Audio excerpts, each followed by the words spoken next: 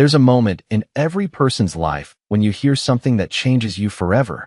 Not just the kind of change that shifts your perspective for a few hours or days, but the kind that tears away your old self and leaves you standing there, trying to rebuild.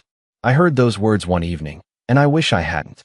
It wasn't the usual fight that couples have, nothing dramatic or loud. No doors slamming, no accusations thrown across the room. Just words. Simple words, spoken in the kind of calm voice that makes them even worse than if she'd screamed them at me. We had been married for 5 years. A solid relationship, or so I thought. We had our ups and downs, sure. Who doesn't? But there was never a doubt in my mind that she was the one for me. There were little things I had noticed recently, small signs that maybe something wasn't quite right, but I brushed them off. She was busy at work, I thought. Maybe just stressed. People get like that sometimes, right? It wasn't until that evening that the reality of it all hit me. The night I learned the truth about everything. I had come home early for once, excited to surprise her. I had planned a simple evening, dinner, wine, and maybe a movie. Just the two of us. But when I opened the door, the sound of the TV was louder than usual, and there was something strange in the air. At first, I didn't think anything of it. It wasn't unusual for her to be sitting on the couch, scrolling through her phone or watching a show. What did make me pause, though, was the way she jumped when I walked in. Like she hadn't expected me. It wasn't the usual greeting. No smile, no warmth. Just a quick glance up, then she went right back to her phone. "Hey," I said, trying to sound casual, but my voice felt thick with tension. She didn't answer right away. Instead, she scrolled a little more, her thumb moving quickly over the screen, almost as if she were avoiding me. I took a step forward, closing the door behind me, and asked again, "You okay?" She looked up then, and for the first time in what felt like weeks, I saw something in her eyes that I didn't recognize. Something far colder than I'd ever seen before. It was like a barrier had come down between us, and suddenly, we were strangers. "I'm fine," she said, her voice too flat. It didn't sound like her at all. It sounded rehearsed, like she was trying to convince herself more than me. "Just busy," I nodded, trying to ignore the feeling creeping into my chest, the one that told me something was off. "I thought we could have dinner tonight," I said, hoping to get her to open up, to talk, to be herself again. She shifted in her seat, her eyes briefly flicking to the clock on the wall. "I already ate," she replied. "But, thanks." Her words were polite, but distant, and that's when I felt it, the pit in my stomach that had been growing for days, weeks even, finally swallowing me whole. There was something she wasn't telling me. I could feel it in the air, in her tone, in the way she couldn't even look at me for more than a second. But it wasn't until she spoke again that everything changed. I think it's time we talk," she said, the words so softly spoken that they almost seemed out of place. Her eyes met mine for just a second before she quickly looked away. "About what?" I asked, trying to keep my voice steady, though my heart was pounding in my chest. "What's going on?" "I've been thinking a lot lately," she started, and I could see her fighting to keep her composure. "And I think it's better if we end this." I felt like the ground beneath me had just vanished. "End this," I repeated, the words tasting foreign on my tongue. Her expression softened for a moment, but it wasn't out of compassion. It was pity, the kind of pity you give to someone when you know you're about to crush their world. "I don't think I love you anymore," she said, the words falling between us like a bomb. The silence after that was deafening. I stood there, frozen, unable to move or speak. The woman I thought I knew, the one I'd shared everything with, just said she didn't love me anymore. It was like I had been punched in the chest, and I couldn't catch my breath. I wanted to scream, to yell, to ask why, but I couldn't make any sound. Nothing made sense. How did we get here? But she wasn't done. "I've been seeing someone else," she added, her voice barely above a whisper, but it sliced through me like a razor. And that's when everything went black. I didn't hear the rest of what she said. I didn't need to. The room seemed to spin as I processed what she had just told me. She was seeing someone else. All this time, when I thought she was just stressed or tired, she had been lying. She had been lying, and I had been too blind to see it. "I didn't want to hurt you," she said, her voice breaking. "But I think it's over. I can't keep doing this. I wish I could tell you that I said something clever, or that I had the strength to walk away right then and there. But I didn't. I stood there, numb, trying to make sense of the world crashing down around me. And as I stood in that living room, looking at her for the last time with that cold, distant look in her eyes, I realized that everything I thought I knew about love, about her, about our life together, was a lie. The worst part? She didn't even seem to care. The silence in the room was suffocating. Her words echoed in my head, replaying over and over, each time sounding more real than the last. I don't love you anymore. I wanted to scream, to ask her how, why, when, but my mouth wouldn't cooperate. How did we go from being so in love to this? My mind raced, desperately trying to piece it all together, but the puzzle didn't fit. She looked at me with those same eyes I thought I knew so well, the ones I trusted more than my own. But now, they were empty, cold. She wasn't even the same person anymore. I had spent years sharing my life with her, and now I was a stranger in my own home. You've been seeing someone else, I repeated, my voice barely above a whisper. It felt surreal, like I was in a dream I couldn't wake up from. Her gaze dropped to the floor, avoiding mine. It's not what you think, she said, but there was no conviction in her voice. Just a hollow attempt at comfort. I didn't believe her. Nothing she said would change the fact that she had betrayed me in the worst possible way. I wanted answers. I needed them. But somehow, I couldn't find the strength to ask. Instead, I just stood there, my chest tight, as she tried to explain herself. I could hear her words, but they sounded distant, like they were coming from somewhere far away. It's not about you, she kept saying. It's about me. I just need something different. Something different. The words cut through me like a blade. Was I not enough? Was everything I did, everything I sacrificed for this relationship, meaningless? I couldn't wrap my head around it. But then she said something that made everything stop. I've been unhappy for a while now, she confessed, her voice cracking slightly. I thought I could fix it, but I couldn't. And when I met him, I realized I'd been lying to myself. I've been cheating on you for months. The room spun. I felt like I was falling, and there was no one to catch me. Months. She had been seeing someone else for months, lying to my face every day. The woman I trusted with everything had been betraying me, hiding it behind a smile, a kiss, pretending everything was okay. I couldn't speak. The anger, the hurt, the disbelief, it was all too much. I thought I was prepared for the worst, but this was beyond anything I could have imagined. She stood up slowly, her face full of regret, but there was something else in her eyes. Relief, maybe, like a burden had been lifted from her shoulders. I'm sorry, she whispered, but I can't keep pretending anymore. I watched her walk toward the door, her figure fading into the hallway, leaving me alone with the fragments of a life I thought I understood. And in that moment, I realized something I hadn't wanted to admit before. I had been blind. Blind to the signs, blind to the changes in her, blind to the fact that she was already gone long before she said the words. As the door closed behind her, I stood there, unable to move. My mind was a blur. What was I supposed to do now? What was I supposed to feel? There was no guide for this kind of pain. There was no map for navigating a betrayal this deep. All I knew was that my world had just been torn apart, and I was left standing in the wreckage, trying to figure out how to survive. I thought I had reached the lowest point. I truly did.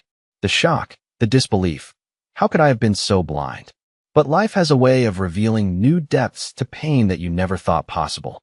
The night Mara walked out, I was left standing in the ruins of what I thought was my life. My hands were shaking, my chest tight with the suffocating weight of betrayal. I didn't even know how long I stood there. Minutes? Hours? I wasn't sure. The silence in the house felt deafening, like the air had thickened and wrapped around me, refusing to let go. It wasn't just her leaving that hurt. It was the years we'd spent together, the trust, the love. All of it, shattered in an instant. I wanted to call her back, beg her to explain, but what would I say? What would she even say? And then, just as I thought I couldn't feel worse, my phone buzzed. The screen lit up with an unfamiliar name. For a second, I stared at it, unsure of whether I wanted to answer. But curiosity got the better of me. I picked up the phone, and when I saw the message, my heart dropped to my stomach. It was from a friend of hers, a woman I had met a few times over the years, Sarah. She was one of Mara's closest friends. I'd always trusted her, always thought of her as part of our circle. But the message she sent me was anything but friendly. You don't know me well, but I think you need to know something. At first, I didn't understand. What could she possibly have to say that would make any sense? But as I read on, the text got even stranger. Mara's been hiding more than just the affair. There's something else you don't know. I blinked, rereading those words. Hiding more? What else could there be? I had just learned she had been cheating on me for months. That was already more than enough to break me, wasn't it? I'm not the only one who knows, Sarah continued. Mara's been keeping something much bigger from you. You're not the only one in the dark. But if you want the truth, you need to meet me. I think you need to hear this. My pulse quickened. What was this? What did Sarah know that I didn't? I had no idea what game she was playing, but something told me it wasn't just some petty gossip. There was a reason she was reaching out to me now, at this moment. Maybe this was my chance to understand everything that had been hidden from me. I debated for a while, but I didn't have much choice. The anger that had been building inside me, the desire to know the full truth, pushed me forward. I replied quickly, telling her to meet me at a cafe down the street, the same one Mara and I used to visit often. The next hour felt like a blur. I couldn't sit still. Every thought in my head was consumed with questions. What did Sarah know that I didn't? Was there more to Mara's betrayal? My mind was spiraling out of control, but I knew I had to hear it from Sarah. She had the answers I was searching for, and as much as I feared what I might hear, I needed it. When I walked into the cafe, Sarah was already sitting at a corner table. She looked up when I entered, her face pale, a look of hesitation in her eyes. I hadn't seen her like this before. She was usually confident, calm, never rattled. But now, she seemed just as nervous as I was. I took a seat across from her, my hands trembling, trying to control the chaos inside me. What is it? I asked, my voice barely a whisper.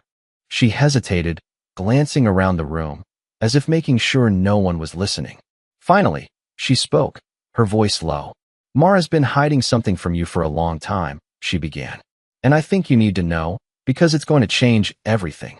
I leaned in closer, my heart pounding. What are you talking about? What is it? Sarah took a deep breath and lowered her voice even further. Mara's affair. It's not the worst thing she's done. My blood ran cold. I wasn't sure I even wanted to hear the rest, but I couldn't stop myself from pressing her. What do you mean? What else could there be?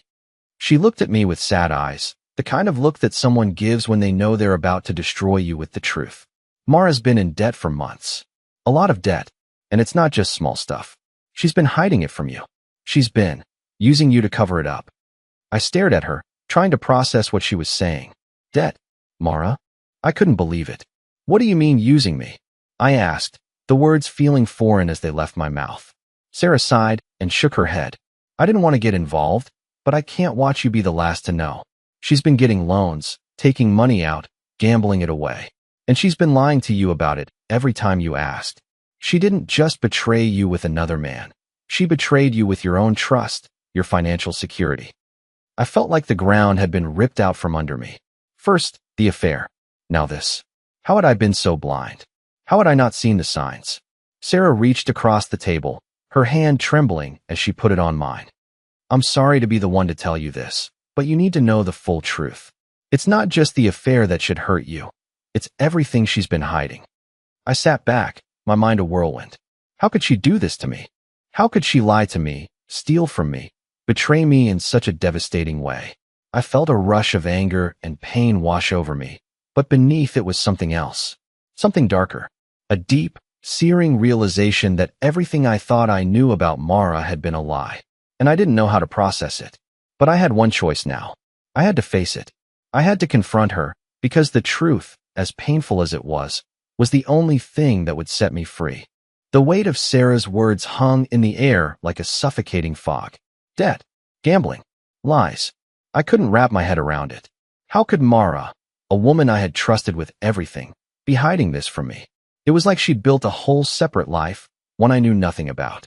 My anger was building, and so was the fear that maybe, just maybe, I had missed everything. How many red flags had I ignored? As I sat across from Sarah, my mind was in turmoil. So, she's been using me. I muttered, more to myself than to her. The words tasted bitter. For money. For covering up her mess. Sarah nodded slowly, her face grim. Yes, and it's worse than you think. She didn't just do it once. This has been going on for months, maybe even longer. I stared at her, feeling like I was suffocating. How could she do this to me? I whispered, feeling the sting of betrayal deeper than anything I had ever felt before. I loved her. I gave her everything. You weren't the only one, Sarah said quietly, her voice full of sorrow. There's more. I don't think you'll believe me, but she was planning something big, something dangerous. She was going to get out of the mess by dragging you down with her. A cold chill ran down my spine. What do you mean? My voice was barely above a whisper, but it was as if Sarah's words were the only thing I could hear. Sarah looked around nervously, then leaned in closer, her eyes wide. She was planning to fake a financial crisis. She wanted to make it look like you were the one who had ruined everything, so she could get sympathy from your family, maybe even get your help to bail her out. She was going to make you the fall guy? I felt my stomach drop. Every ounce of trust I'd placed in her felt like it was shattering into a million pieces. So she wanted to ruin me, for her own gain? I asked, the words tasting foreign as they came out of my mouth. Exactly, Sarah said softly, but it wasn't just about the money. There was something more sinister behind it. She was going to play the victim, and you were going to be the one left holding the blame. I sat back, numb. I had always believed that Mara loved me. We had shared so much. How could she? How could someone I trusted so completely, who I thought had my back no matter what, turn into a stranger who would go to such lengths to destroy me? For a moment, I didn't speak. My mind was racing, piecing together fragments of conversations, moments, things that didn't quite make sense before. Was I just too blind to see the truth? Had I been so comfortable in my own naive world that I couldn't even recognize the manipulation happening right under my nose? Finally, I broke the silence. How did you find out about all this? My voice was hoarse, filled with disbelief. Why are you telling me now? Sarah sighed, her face softening. Because I couldn't let her drag you any deeper. I know you're hurt right now, and I can't undo what's been done, but I didn't want you to be blindsided completely. I tried to warn her, but she was too far gone. I had to choose a side. The words felt like a slap. You knew all this time, and you said nothing? She winced. I didn't know how to tell you. But watching her destroy you, watching her lie to you, it broke me. I couldn't stay silent anymore. I ran a hand through my hair, trying to digest everything. So, where do I go from here? What do I even do with all of this? Sarah leaned back in her chair, her eyes never leaving mine. The only thing you can do is face her. Confront her. Because the truth will eventually come out, whether you're ready for it or not. And right now, the only thing you can control is how you handle it. I sat there, the weight of her words pressing down on me. Confront her. Could I even do that? Could I stand face to face with the woman who had betrayed me in the worst possible way? How could I ever trust her again? But something in me, something I couldn't ignore, wanted to get the full picture. I needed to hear it from her. I had to know everything. I stood up slowly, my legs unsteady. I'm going to see her. Tonight. Sarah didn't say anything for a moment, then finally nodded. Be careful. She's good at twisting things. But you have to know what you're dealing with. As I walked out of the cafe, the cold air hit me like a slap, and for the first time in hours, I felt like I could breathe. I had a purpose now. The questions were still swirling in my mind, but I wasn't going to let Mara's lies define me any longer. I was going to confront her, and when I did, I would get the answers I needed, even if it destroyed me. I walked through the door of our apartment with my heart pounding in my chest, my hands shaking at my sides. Mara had no idea I was coming. I had to face her. I had to know the truth, no matter how much it tore me apart. The silence that greeted me was unsettling. I could hear the soft hum of the refrigerator, the ticking of the clock on the wall, but there was no sign of her. The apartment felt cold, even though it was warm outside. I stood there for a moment, gathering my thoughts. My mind was racing. I had no idea what I would say when I saw her. How could I put into words the torrent of emotions inside me? I heard footsteps in the hallway. She was coming. My pulse quickened. I didn't know what to expect, but I knew it wouldn't be easy. When Mara walked into the living room, she froze for a split second. Her eyes locked with mine, and I saw that same coldness, the one I had seen earlier. But there was something else, too, fear. Fear that I was finally going to uncover everything. Why are you here? She asked, her voice barely audible, as if she were trying to keep her composure. I didn't answer right away. I just looked at her, trying to hold back the wave of anger and pain. How had I been so blind? How had I trusted her so completely? Mara, I finally said, my voice steady despite the turmoil inside me. I know everything. About the debt. About the lies. About him.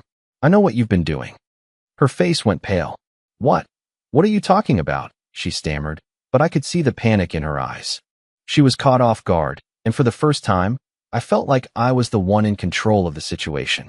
I know about the affair, I continued, my voice growing stronger. I know about the money. About how you've been using me.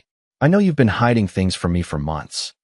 Mara's eyes flickered with guilt, but she quickly masked it with anger. You have no idea what you're talking about, she snapped, stepping back as if to distance herself. You're just making assumptions. None of that is true. I could feel the anger rising in my chest. Don't lie to me, I said, taking a step toward her. I'm not stupid. I trusted you, and you betrayed me. I gave you everything, and you threw it all away for what? For him? For money? Her face twisted with frustration. You don't understand, she said, shaking her head. I had no choice. You don't know what it was like. I was trying to protect us. Protect us? I repeated, the words burning on my tongue. You were trying to protect yourself? You've been lying to me, using me, and for what? So you could escape your own mess? You think that's protection? I was shouting now, but it didn't feel like enough. Nothing I said could undo the betrayal. Nothing I said could change the fact that the woman I loved had been hiding so much from me. Mara's eyes filled with tears, but there was no apology in them. I never wanted to hurt you, she whispered, her voice breaking. But I couldn't fix it. I didn't know how. I couldn't look at her. I couldn't stand to hear her voice anymore. I don't want to hear your excuses, I said, my voice shaking with fury. I don't care how you justify it. What you did, what you've been doing, is unforgivable. The room went silent. I could feel the weight of the truth pressing down on us. There was no going back now. We were both broken. She, because of the lies she had told, and me, because of everything I thought we had. I think you should leave, I said, my voice cold now, the anger replaced by a deep, aching emptiness. Mara didn't say anything for a long moment. Then, quietly, she turned and walked toward the door, but before she left, she looked back at me. I never wanted this to end like this, she said softly, her voice barely audible. I loved you once, but I wasn't strong enough to fix what I broke. And with that, she was gone. The door clicked shut behind her, and I was left standing in the silence, the echoes of her words lingering in the air. The door closed behind her, and suddenly, the silence was unbearable. My chest tightened, the weight of the conversation still pressing on me like a suffocating blanket. For a moment, I didn't move. I just stood there, staring at the spot where she had stood moments ago. She was gone. She had left, and everything I thought I knew about her, about us, was now a lie. The house felt empty without her, but in another way, it felt like a relief. I couldn't decide if I was angry or just completely numb. The anger was still there, simmering just below the surface, but the numbness, it was worse. I had loved her, trusted her, and now, all of that had been shattered. I ran a hand through my hair and sank onto the couch, my mind racing. What now? What was I supposed to do with all of this? I couldn't just go back to normal. I couldn't pretend that things hadn't changed. That much was obvious. I pulled out my phone and stared at it, debating. Should I call someone? Tell a friend? A part of me wanted to reach out for support, but another part of me just wanted to be alone. I needed to think, to process everything. The phone buzzed in my hand, breaking the silence. It was a message. I hesitated before opening it. It was from Sarah. Are you okay? The words hit me harder than I expected. How could I be okay? How could anyone be okay after everything that had just happened? But as much as I wanted to ignore the message, I couldn't. I needed to respond. I typed out a quick reply, my fingers shaking as I did. No, I'm not okay. But I will be. I stared at the screen for a moment, then sent it. It felt strange, trying to convince myself that I would be okay. How could I be okay? The next few hours were a blur. I couldn't stop replaying everything in my head. The conversation, Mara's face, her words. But it didn't make sense. It felt like a nightmare I couldn't wake up from. The woman I had built a life with had betrayed me in ways I couldn't even begin to understand. As the night wore on, I couldn't shake the feeling that I wasn't finished with this yet. There was more to uncover, more pieces to this puzzle that I hadn't seen. I wasn't ready to let go of the truth, not yet. I couldn't let her walk away with all the answers. I needed to know everything. I needed closure, even if it meant digging into the darkest corners of our life together. And so, I made a decision. I wasn't done. This wasn't the end. The hours dragged on. I couldn't shake the feeling that something was still off. It wasn't enough to know about the affair, about the money, about the lies. I needed to know everything. I had to get to the bottom of this, because the truth was slipping through my fingers like sand, and I wasn't going to let it go. I grabbed my coat and walked out the door. My mind was racing as I made my way down the street, not really sure where I was going or what I was looking for. I needed something to fill the silence that had consumed me. I had never felt this alone, not even after everything we'd been through. As I walked, I couldn't help but think about how everything had changed. How one conversation, one moment, could shatter everything. Mara had been my world for so long. I had trusted her completely, and she had shattered that trust in a heartbeat. I reached the cafe where Sarah and I had met earlier. The door was open, and the bell above it rang as I stepped inside. I walked to the counter and ordered a coffee, but I wasn't really interested in drinking it. My thoughts were a whirlwind, and I couldn't focus on anything other than the fact that I was still in the dark. There had to be more. There had to be a reason behind Mara's actions, something I wasn't seeing. I sat at a table near the window, trying to clear my mind. I pulled out my phone and stared at the messages, the missed calls. There was a voicemail from a number I didn't recognize. My heart skipped a beat. It could be Mara, or someone else. I didn't want to hear her voice, but I needed to know. I tapped the voicemail and held my breath as the message played. It wasn't Mara's voice. It was a man's. "Hey, it's Jason. I know things are complicated right now, but we need to talk. You can't keep avoiding this. You know what's at stake." I felt the blood drain from my face. Jason. The name didn't sound familiar, but the tone in his voice, there was something about it that sent a chill down my spine. Who was this guy? And why was he so insistent on talking to me? I hadn't heard this name before, not in any of the conversations I'd had with Mara. But something told me that this Jason was connected to everything. I needed answers, and I wasn't going to get them sitting in a cafe, lost in my thoughts. I needed to confront this head on. I needed to find out who Jason was, and why he had called me. I stood up, paid for my coffee, and walked out of the cafe with a sense of urgency I hadn't felt in days. As I stepped into the cold night air, the reality of what I was about to do started to set in. I was going to dig deeper into Mara's life, into her lies. I had to. I couldn't just let this go. I pulled out my phone again, staring at the message from Sarah. "Are you okay?" she had asked. I hadn't answered her yet, but now I had something else to ask her. "Who is Jason?" I hit send, then walked quickly to my car. My hands were trembling, not just from the cold, but from the fear of what I might uncover. What if Jason was more than just someone involved in Mara's mess? What if he was the key to everything? The drive back to my apartment felt like it took forever. My mind was racing with possibilities. But one thing was clear. I couldn't rest until I had all the answers. Even if it meant dragging everything into the light, no matter how painful it was. When I got home, I sat down at the kitchen table and waited for Sarah's response. My phone buzzed, and I almost jumped out of my seat. "I can't tell you much, but Jason he's someone Mara met through work. He's not just a friend. He's been involved with her for a while. More than just the affair. She was using him for something. I don't know exactly what, but I think you're getting closer to the real truth." The message hit me like a punch. She was using him for something. What was she after? Money? Power?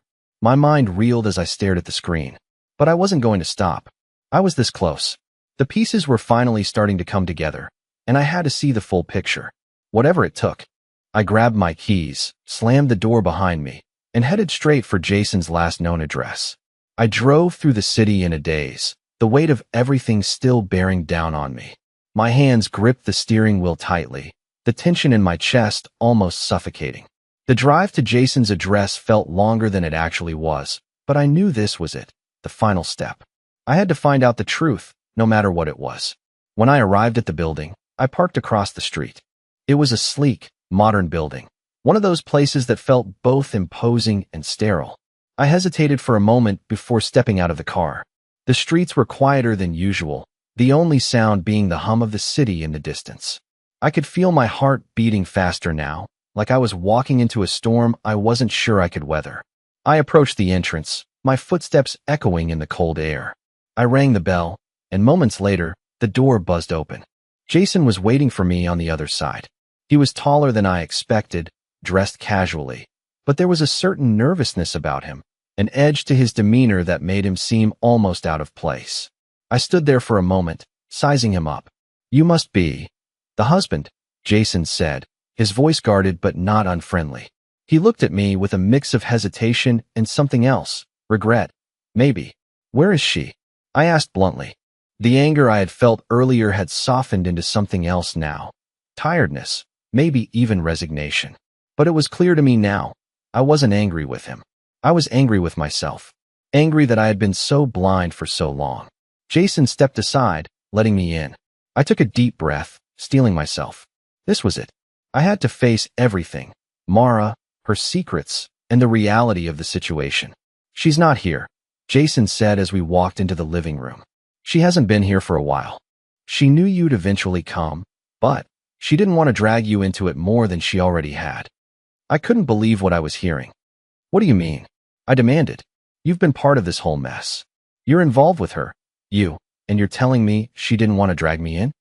Jason looked down at the floor for a moment before meeting my gaze.